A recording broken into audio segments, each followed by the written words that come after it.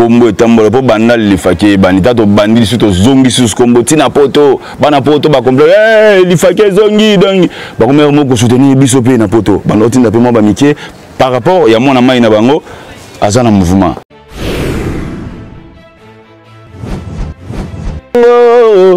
Maya miso sali makadam na matama nangai Sandrine Kambo Patricia Kambo Trésor Kama na Lille Trésor Mayala Claudine Ndona ya Kweno Landisa meromona mes autres gens en Côte d'Ivoire makambo ezali ba nous les autres beta ba voyage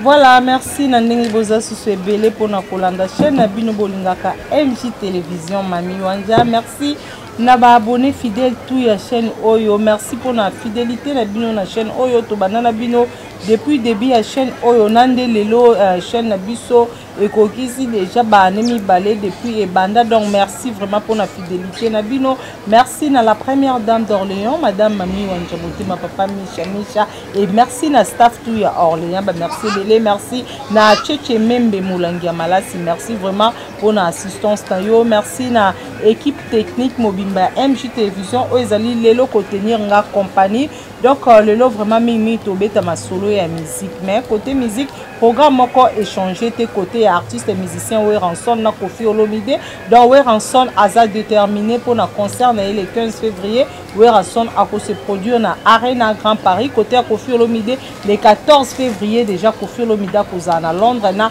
quartier latin international pour na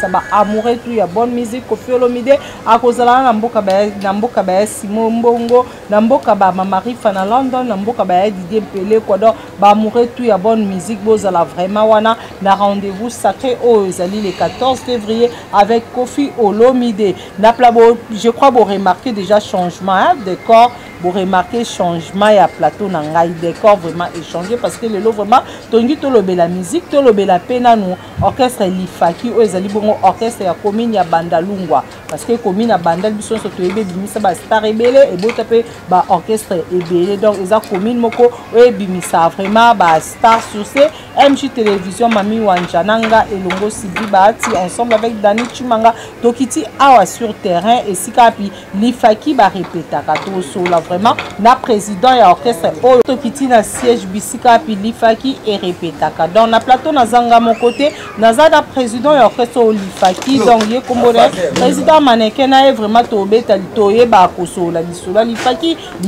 et banda ndenge nini Lifaki kombwana Lifaki et utapi parce que biso so toyebi Lifaki eza kombo ya libaya président mannequin bonjour. Bonjour maman Sylvie Bahati. Bonne santé. Ouais, ça va, Dieu fait grâce maman. Nayambi Lelo en tant que président ya Lifaki et bandana no ndenge nini et botama ndenge nini. Bon, Lifaki bon, ezaki royaume Lifaki eza mouvement moko ezaka na Bandal. Royaume Lifaki eza mouvement ya Bandal. Bon, mouvement d'ailleurs nango Lifaki ngo kufaka nango maman nanga Sylvie kufaka nango kala bon ezaka il était comment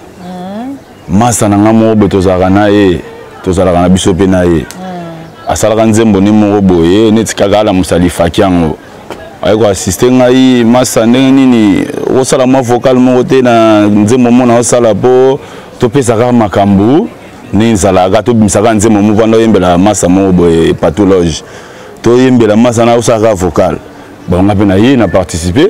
na tie vocal mais vocal mona betaka na nzembo ngo nana komales na balingo ya pathologie mobali ya pembe pati wanza ya shika masikini basala leze karibu bavukidi ungi na bibi mais vocal na betango siko bimisa makambo boye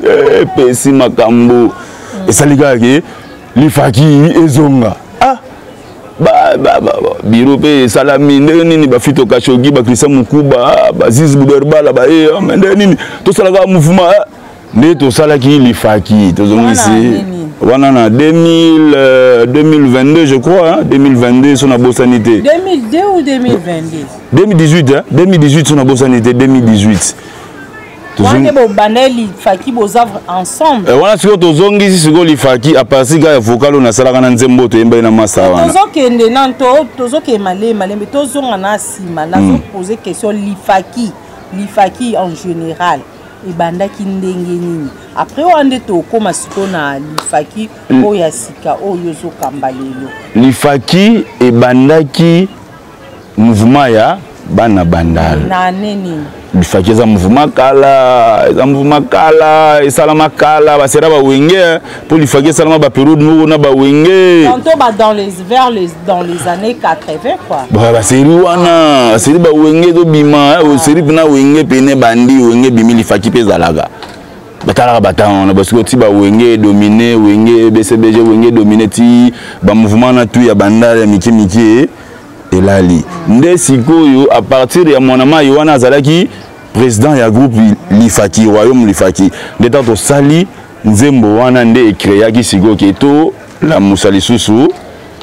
mouvement lifaki royaume lifaki nde to la tambo bimisi nzembo wana nde créer séparation quoi to babo tato bimisi nzembo nde sali na orchestre et salama to sali sikoyo orchestre bandi lifaki lifaki to bandi pe mouvement to bandi pe ba répétition ba concert pe to beta bandu le belé ba image ezali to beta bandu le belé tango to ye to banda ko sala disque to bandi disque ya liboso to beta ka générique ya liboso to sali clip to bandi ka première promotion ka ya clip ya générique nde ka bola biso ba faire mona wana to zaki ne te ngande ko lifaki OK c'est ça comme ngande kolombe tu vas dire que tout le monde a même ni magambango ezaka boye théâtre sola ka ke fait to ça bote ngande ko orchestre ça combo ça ngai do soki bolingi tout ça bino tout faut ça simana ngai pour tout tambo ça lifaki biso de bise ba problème mais ça so lingi lifaki kende place yo lingi yo ça lifaki na yo lingi yo ça lifaki faut biso da ba misali lifaki te to tikali pe na biso des ara jibina werat o ba kenda ke belé na muso ba tikali mukie temer to côté na biso bina la RT to côté pe la RT to sala un super succès pour ba muso ba goye bangana minute manekino ye zemanto goye on a bis succès par rapport na ya quartier Lubudi awa parce que lifaki comme moi lifaki et bana et lelo toujours mon appel ba banderole par-ci par-là na 69e anniversaire ya Weranson tout mon présence na yo président mannequin ozaki wana ozaki featuring ndé na bi par rapport ya wana donc quelque part c'est que lifaki peut déjà moi sangwekendaka déjà yango nde créaka jalousie et sali séparation ça là oui yango kombo etambola po banda lifaki bandita to bandi surtout zongi sus kombo tina poto bana poto ba complet lifaki zongi donc ba komero moko soutenir biso pe na poto banda tinda pe mo ba mikie par rapport ya mona mai na bango azana mouvement parce que mon dit attends il y a de réceptionner ba magambo azo balar ba tinda pe msomba ba forme ba tinir ba mise ba forme et ko ina maboko na cheche mbembe na miki la tindeli lifaki bilamba et il est na maboko ya fito kashoge bilamba et comme il y a si vous misez d'abord découvrir oh mais moto voilà où ta poto ya oh te c'est kaza fo mutu ko tambusa yete to ko sana yete manekino yo na moni yo ne magambo yo leader magambo yo photo sakana yo po moto soto zana e ezakala ba fantiria ya sala lifaki na yo kasi biso to tigel na biso combo lifaki legacy de tozalaka lifaki legacy de tolongoli kaka lifaki to tigeli na legacy lifaki c'est bimisi ba musicien nini parce que lelo ba mission toujours mon ebele baza ko évoluer pembeni ya Fali pembeni ya Ferre pembeni ya Koffi Olomide so bi ozonga vraiment la source mingi ba uta na ba orchestre moko boye mon orchestre mo moké à quartier lifaki c'est bimisi musicien nini oh lelo to ko za lifaki pe ko za pe fier que chanteur wana animateur wana aza musicien na biso to pe danseuse wana aza danseuse à lifaki. Mais lifaki bimisa na ba musicien bimisa ba musicien ba série wana ba musicien ba mangue belé ndena yo mona mai wana no ba Bill Clinton masa moko pa betaka na et pas Fali ba beta accompagnement Gino il pas autant na lifaki Gino Liaki ouais Gino Liaki autant na lifaki et ça na chanteur mo susu boy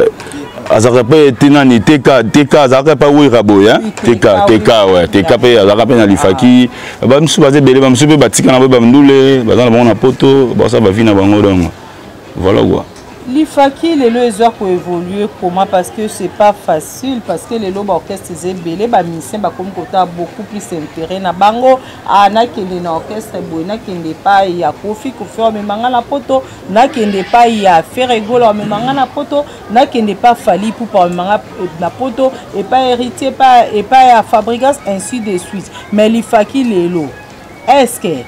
musicien pas ko epo kolongwa pe na ndako na bitena ke na ngai pe ko sa test na l'IFAKI bazwanga est-ce que l'IFAKI eza na avenir eza ko promettre qu'un jour et ko comme appelle quoi orchestre mususu tozomona lelo mais o eza Air Legacy donc a toza Air Legacy na siège ya Air Legacy avec le leader Manekine correction Air Legacy eza ko promettre nini vraiment eza ko promettre ya malonga mais charge à bateau na bango bolobaka poto bien ni émission moi avant charge ezali donc mouvement ezali maire makambo ezo promettre makambo belé le mouvement koma betande libanda mboka ezatende akakala kana na lopangu awa répétition te koma fo bo beta libanda bo bima bo matavion munene petit porteur te merci ko bo beta libanda ngo bana ndenge ni ndeka ozaka bo sangisika bato ka mamo boke beta te ezaka bongo temps il faut te préparer dans la minute to na studio bo de Cécile bo bima to na schéma disque bima schéma do bima boyo ka babor mer mambu to ko beta limata na zo précédé pour ton na vitesse na mutute na wela na mutute ça c'est la 5e génération après Wenge BCB G4x4 c'est Air Legacy Air Legacy siko ndeza boy Air Legacy bo bundate bo c'est les fortes ezozanga nini po bino pe boko mo beta libanda ezozanga vraiment ni parce que ceux na zo mo muke sima ba Villa Nova ya Fabregas et sima lifa ya l'IFAKI topé Air Legacy ce pe na binazonga mo muke sima ba que c'est belé o e botemi sima Air Legacy mais Nasima Air Legacy Nasima Air Legacy ils ont borké c'est botamité na habité ngana biga après Wenge Nova parce que yo lobi nani na yo a lobi oh nini combo nini Air Legacy et après mais beaucoup plus soinga la zolo ba l'IFAKI nazo généraliser nazo nga l'IFAKI sika na nyonso lelo nyonso ezaka elo mo l'IFAKI po bande ko baza poto ba Hollande biso beaucoup plus to ba omona yo balobaka te orchestre l'IFAKI merci Sylvie Bahati tozongi kana Legacy pona sepelison na ça plaisir parce que ça maneke alinga kombo te eza ko sepelisa te l'IFAKI eza temps passé au tout en temps présent ah oui na temps présent Air Legacy eloko ni eza ko zanga to peza ko empêcher bino bobeta na basala binene te c'est pas dit ka ko beta na grande salle eza ko kebeta libanda mboka boko epe ko bandango pe awa tuza pe na basale o eza pe minene o boko kipe ko beta concert elo ni eza ko manquer bino bon elo zo ko manquer na nous po to bimisa no disque so to bimiski disque besoin besoin producteur te besoin ba mécène te ko za na besoin producteur ça veut dire faut to za na mais tout se prépare bien to za na produit makambo ezali Tejik na Côte d'Ivoire azali disque déjà Mangamotu est déjà bien consigné Mangambo ezali d'autres ça la mama ba aventure te mais Mangambo ezali Air Legacy Mangambo ezali mais on a confirmé bandal c'est Air Legacy et le mot ezate doit tout tamboli partout qui ba orchestre mogote au chap nandu le boy ah mais Tikako chemezo bima bientôt beaucoup zo makambo to beta bandule to beta na wera to beta na ministre to beta municipal donc maire to beta bandule na mona epeyo na nani na 69e anniversaire on le zaki na ouais na mona ki presta ki pe beta na moi zone septiona moi moi image ya jour wana zaki ndenge nini ba contacter ki ozaki contacter par qui par where ensemble par ba organisateur ou comment mais moni bandal des abonnés minute bandal Air Legacy est confirmé partout comme Boyebani. Donc nous avons sollicité na ba organisateur ya magambo oyo ba betisa ki 69e anniversaire ya bandal. Donc nous avons sollicité ba yé pendant na bureau ba kutana na artiste Lomboto bakuta na Gauthier Sec basololi administration bavandi basololi tête on a besoin de mouvement et beta tout ça banini basali bakor ba signer ba contrat mambo tout ça la mer mouvement ça mouvement munene ça mouvement mukete ndozo mona na vandi awa donc simeza donc batu bazado mulongo sombo bazali ba chanteur bazali donc qui ça ka makado mouvement ezali mais Air Legacy ezali makambo ezali album ezobima bientôt clip ben na sima nango to landisa mais romona mais autres jeunes en Côte d'Ivoire makambo ezali ba nous les autres beta ba voyage album schéma eza single maxi single ou album te schéma eza maxi single donc tout ça là 6 titres oui générique na 5 chansons et featuring salina ba et na sali featuring qui donne mbiga na bana mai na ngai penser ata ko bengisa te na bengisa ta fali pupa aya ko yemba ta na sima na ye ozwa moi ba ouverture ebele mais omoni so na bito bengisa mwana mai wana bengisi mwana mai wana tango aye mbona ye pe avant so bengineti na bengisi ti fali pupa na bengisi ti fere na bengisi Salvatore de la Patria na bengisi ti Weranson tango aye ayembi ebiga kine ko ba wera nem ta yemanga na disque na yangwe fula ete ngamugo na ba mutarantara ba Olivier ba se abule ba chiga bas to sala ba faire biso moto bima comprendre to bima biso mo featuring e oya pour ba mambo ni oya mais olo ba trop maintenant ba to yo kité na to sentir ba musicien te kasi ça c'est banda ba mission pe to mona bango te parce que c'est bazalaki to ngena clôturer mission comme ça la tiki bino bo se pelisa ba téléspectateurs o bazolanda biso na habité équipe eza vraiment eza déjà complet mais eza mbala liboso te pe mbala suka te to sa émission na yo surtout ça l'émission les lonanga mokono manekino les leaders les emantoko semaine prochaine ya kalisu na bengisio vous avez une équipe complète tout le monde en place Air Legacy 5e génération na sabino bo ça amlo ba vantire biso beto déjà to koti to chepe makulu to vandi bana kinbo yoka bana pana maboyoka manekino yoyo pati wanzaya boyoka ba mise balimero oyoka bango de mi balé mi satu baza oyoka bango ba sala taba acapella po toza pe na profiter pe de l'occasion le quoi toza ali à répétition soko benga bango ba ko le kana mopanzi na yo au présenter bango et ba internet bazola na biso ba yoka bango ba sepelisa na mutarantara zalia mutarantara alia mutarantara musicien ya lifaki ya Air Legacy bolimbisi oh yaza musicien ya Air Lifaki yaza musicien ya Air Lifaki mon lifaki tango bandaka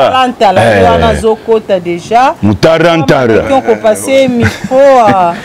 a mekanan koloba asala musali na kati orchestre yankwenu yeyo bana poto bonjour tout d'abord. Bonjour maman journaliste.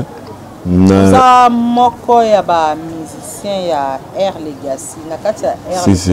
ozanani. Bon, ngai merci pour la parole. Na limina so nsota mamuke. Utango lifaki wana zalaka. Tozaka na bango.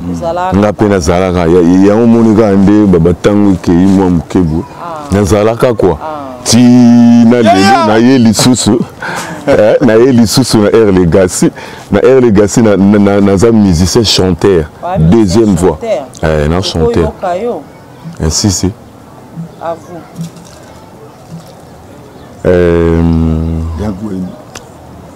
ebongaki te nga napesa yo l'amour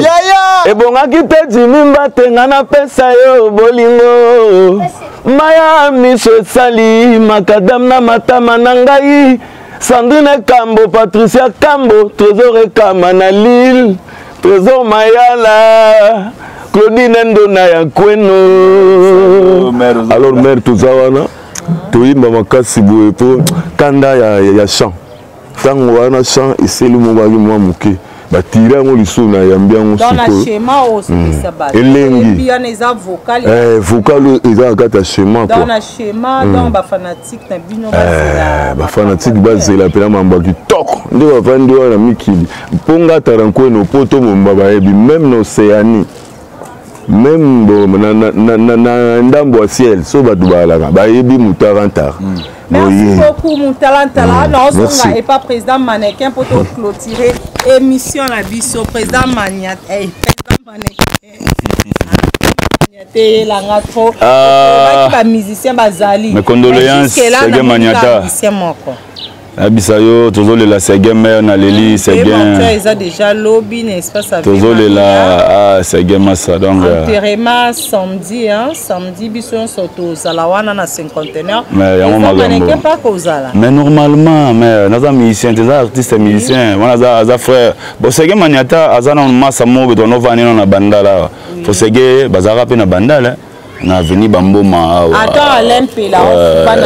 oui bazala pe na ba Seguin bazalaka bani tout ça là tout ça là na et donc talaka Salvatore de la Patria mes condoléances faut inviter pe mission mususa ko petit na mo so azali à chanter condoléances pour na Seguin Mignon Seguin Mignon même la fin émission pour présenter petit na mo pas aller à sous donc sur la plateau. Bonjour papa. Bonjour maman journaliste.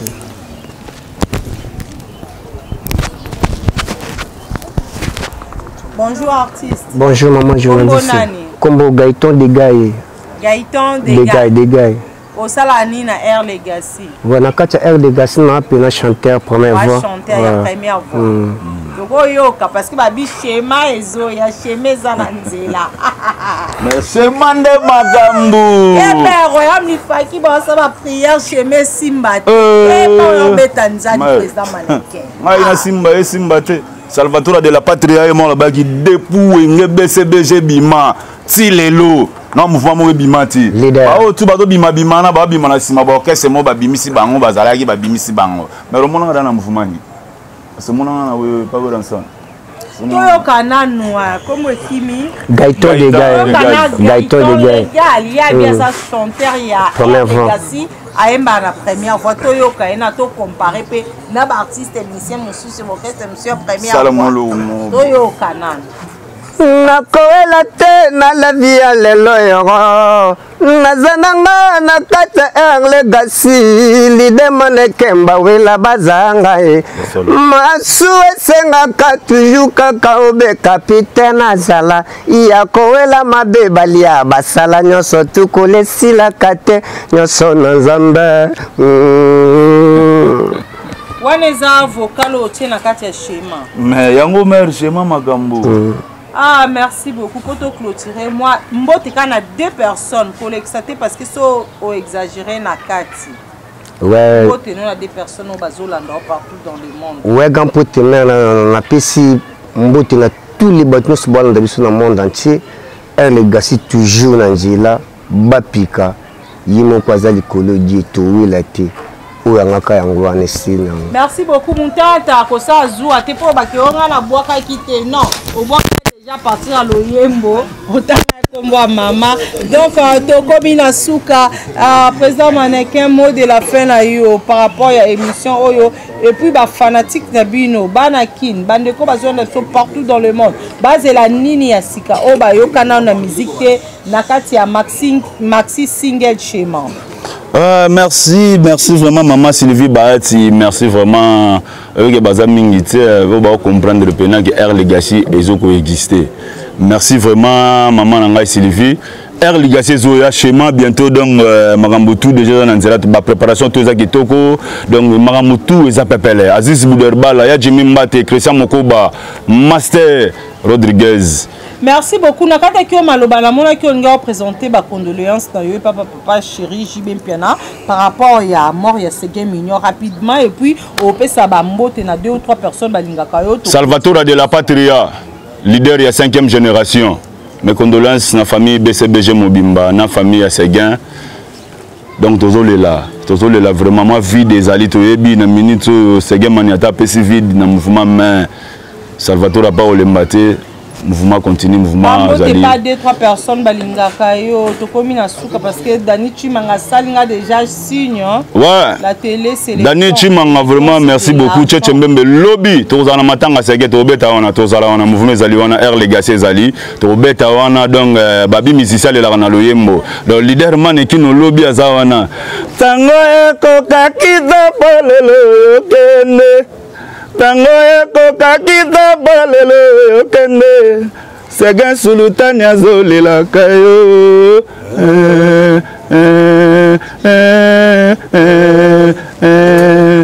Sega maniata etozolela yo. Sega